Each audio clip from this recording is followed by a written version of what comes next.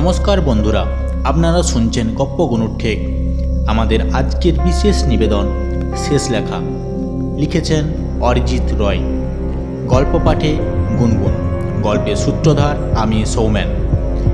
গল্পে জয়ের ভূমিকায় সূর্য, সুস্মিতার ভূমিকায় দিশা, সুমনার ভূমিকায় মোনালিসা, শেখরের ভূমিকায় সৈকত। শুরু করছি আমাদের আজকের নিবেদন শেষ লেখা। আজকের সকালটা অন্যান্য দিনের থেকে বেশ আলাদা ছিল। 4 বছর বাড়ি ফেরা আর বিধবা মায়ের সাথে দেখা করার উত্তেজনায় উদ্বেল হয়ে উঠেছিল সমর। সেই কোন করোনা মহামারীর 1 বছর আগে সোনার কাজে গিয়েছিল চেন্নাই। বছর 25-এর সমরে আজকের দিনেই বাঁকুড়ার এক নিম্নবিত্ত কৃষক পরিবারে জন্ম হয়। পেশায় ভাগচাষী, বাবার সংসার চালানোর ক্ষমতাই ছিল না। তার মাকেও রোজ সকালে চলে যেতে হতো বাড়ি বাড়ি ভাই ফরমাস খাটার কাজে। সারাদিন কাজ করে মায়ের বাড়ি ফিরতে রোজই রাত হয়ে যেত। তাই বয়স্ক ঠাকুমার কাছে মানুষ সমর। কিন্তু বিধাতার এমনই খেলা, সেই ঠাকুমাও মাত্র 5 বছরের সমরকে একা রেখে চলে গেলেন না ফেরার দেশে। সংসারে আর্থিক পরিস্থিতির উন্নতি করতে ব্যর্থ হয়েও বাবাও মদের নেশায় মেতে উঠল, আর গোটা পরিবার গিয়ে বসল পথে। মা বাড়ি বাড়ি কাজ করে যা মাইনে পেত তার অর্ধেক অংশ বাবা কেড়ে নিয়ে যেত নেশা করার জন্য। অনেক কষ্টে সরকারি স্কুল থেকে উচ্চ মাধ্যমিক পাশটা করে উঠতে পেরেছিল সমর, তার মায়ের জেদের জন্য। না হলে বাবা তাও করতে দিত না হয়তো। এত কিছু ঘটে যাওয়া সত্ত্বেও বিধাতার এক ফোঁটাও কৃপাদৃষ্টি ছিল না সমরের পরিবারের প্রতি। তার উচ্চ মাধ্যমিক পাশের বছর 2-এর মধ্যেই বিছানা নিল সমরের বাবা। ডাক্তার জানালো অতিরিক্ত নেশা করার প্রভাব। শুরু হলো চিকিৎসা। সব বেছে টাকা দিয়েও বাঁচানো গেল না সমরের বাবাকে। অগত্যা মায়ের অনিচ্ছা সত্ত্বেও ছেলেকে সোনার কাজ শিখতে পাঠাতে হলো চেন্নাই। কত তাড়াতাড়ি তার জীবনের 25টা বছর কেটে গেল।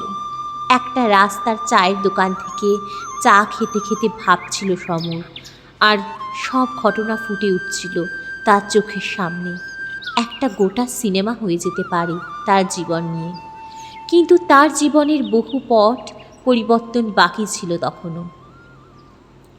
কলেজ যাওয়ার পথে হঠাৎ বেজে উঠল সুস্মিতার ফোন। রিংটোন ভীষণ চেনা, জয় ফোন করছে। সেই স্কুল লাইফের বন্ধু তারা, একসাথে খেলাধুলা পড়াশুনো সব করেছে এত বছর, আর তার মধ্যেই নিজের অজান্তেই মন দিয়ে বসেছে একে অন্যকে। কিন্তু উচ্চ মাধ্যমিকের পর জয় ডাক্তারি পড়তে চলে গেল ব্যাঙ্গালোর, আর সুস্মিতা চলে গেল কলকাতায় বিএসসি পড়তে। যাই হোক, দূরত্ব তাদের মনের সংযোগকে বিচ্ছিন্ন করতে পারেনি। দুজনেরই একে অপরকে গোটা দিনের গল্প না শোনালে ঘুমই হতো না। 2 দিন হলো দুজনের মধ্যে ঝগড়া হয়েছে, তাই কথা বন্ধ দুদিক থেকেই। ফলে একবার ফোন বেজে কেটে গেল, সুস্মিতা ফোন ধরল না। দ্বিতীয়বারে কেটে গেল, কিন্তু তৃতীয়বার ফোনটা বাজতেই সুস্মিতা ফোন ধরে গম্ভীর স্বরে বলল, বল কি হয়েছে? এবার মনে পড়ছে কেন আমাকে? তুই তো নতুন কোনো কাউকে পেয়ে গেছিস। আমাকে কি দরকার আর? বাজে বকিস না, যেটা বলছি মন দিয়ে শোন। পরীক্ষা শেষ, ছুটিও শুরু হলো, তাই ভাবলাম একটু তিলোত্তমা দর্শন করে আসি। ঘুরে আসি গড়ের মাঠ, ভিক্টোরিয়া, প্রিন্সেপ ঘাট। আর হ্যাঁ, পরের সপ্তাহে আমি কলকাতা যাচ্ছি। তো তৈরি থাকিস আমার অত্যাচার সহ্য করার জন্য। ঠিক আছে, রাখছি, টাটা। এই বলে ফোন কেটে দিল জয়। নিজের কানকেও বিশ্বাস করতে পারল না সুস্মিতা। কিন্তু তখন যে কত কিছু ঘটনা, গোটা গতি প্রকৃতি পাল্টে চলেছে তা ছিল দুজনেরই অজানা। কলকাতার এক ব্যবসায়ী পরিবারের গৃহবধূ সুমনা। স্বামী, সন্তান, বৃদ্ধ শ্বশুর শাশুড়ি সকলকে নিয়ে তার সুখের সংসার। তার পাশাপাশি আর্থিক সচ্ছলতাও ভালো। স্বামী বর্তমানে ব্যবসা সূত্রে ব্যাঙ্গালোরে কর্মরত। প্রায় বছর 10 আগে 20 বছর বয়সী সুমনা বিয়ে করে এই বাড়িতে আসার পর থেকে আজ পর্যন্ত সংসারের সব দায়িত্ব নিজ গুণে সুষ্ঠুভাবে পালন করেছে। একটা দিনও তার কাজে কোনো ভুলভ্রান্তি হয়নি। তাই বৃদ্ধ শ্বশুর শাশুড়ি নয়নের মনীষে। সংসারের সকল কাজ 10 বছরের ছেলে ডোডোর দেখাশোনা, সময় মতো শ্বশুরমশাইকে ওষুধ খাওয়ানো, সব কাজ আজকেও ঠিকমতো শেষ করে শেখরকে ফোনটা করল সুমনা। কি গো, লাগেজ প্যাকিং হলো? মনে আছে তো 5টায় ট্রেন? ঘড়ির দিকে তাকিয়ে সুমনা বলল, এই তো 1টা বাজে, তার উপর আমার সব কাজও শেষ, লাগেজও প্যাক হয়ে গেছে, সবার লাঞ্চও কমপ্লিট।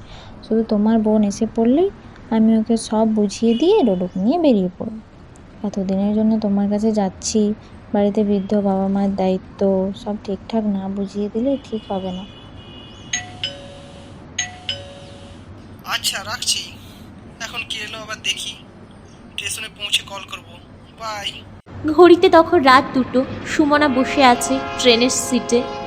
স্টেশন থেকে 5টায় ট্রেন ছেড়েছে। ডোডো ঘুমাচ্ছে। বাচ্চা মানুষ, টায়ার্ড হয়ে ঘুমিয়ে পড়েছে। সুমনারও ঘুম পাচ্ছে, কিন্তু ট্রেনে চলার ঘটঘাট শব্দ তার ঘুমের আচ্ছন্ন ভাব কাটিয়ে দিচ্ছে বারবার। সামনের সিটে বসে একজন মধ্যবয়সী ভদ্রলোক একভাবে কিছু লিখছেন খাতায়। ট্রেনের শব্দে তিনি বিন্দুমাত্র বিচলিত নন। সম্ভবত কোনো লেখক নিজের জীবনের শ্রেষ্ঠ রচনা লিখছেন আচ্ছন্ন হয়ে। বাহ্যিক প্রকৃতি সম্পর্কে তার লেশমাত্র ভ্রূক্ষেপ নেই। অপরদিকে মায়ের দেখার প্রবল কাতর ইচ্ছা নিয়ে সমর আর অভিমান করে থাকা প্রেমিকার মানভঞ্জনের উদ্দেশ্যে হবু ডাক্তার জয় উঠে পড়েছে তাদের যাত্রার পথের লক্ষ্যে ঝাবমান ট্রেনে। দুজনেরই চোখেই ঘুমের লেশমাত্র নেই, আছে অফুরান স্বপ্ন নিজের আপনজনকে কাছে পাওয়ার। কিন্তু ক্লান্তি যৌথ ষড়যন্ত্রে তিনজনের চোখেই ঘুম এসে বাসা বাঁধল, আর অজান্তেই কখন যে ঘুমিয়ে পড়ল সমর, জয়, সুমনা তা বুঝতেই পারল না। হঠাৎ এক বিকট সংঘর্ষের শব্দ, হাহাকার, চিৎকার, কান্নার শব্দ, ধুলো ধোঁয়ায় ভরে গেল প্রকৃতি। দুটি ট্রেনের সংঘর্ষে দেশলাই খোলের মতন উল্টে পড়েছে সব ট্রেনের বগিগুলো। এদিক ওদিক ছড়িয়ে রয়েছে জামা কাপড়, লাগেজ, ব্যাগ, আহত মৃত মানুষের ক্ষতবিক্ষত দেহ, কাটা পড়া দেহাংশ। এরই মধ্যে একটা বগির মধ্য থেকে ভেসে এলো একটা শিশুর কাঁদার শব্দ, আর হাওয়া দিতেই আকাশে ভেসে ভেসে উড়ে গেল রক্তমাখা খাতার ছিন্ন ভিন্ন একটা পাতার টুকরো। নমস্কার।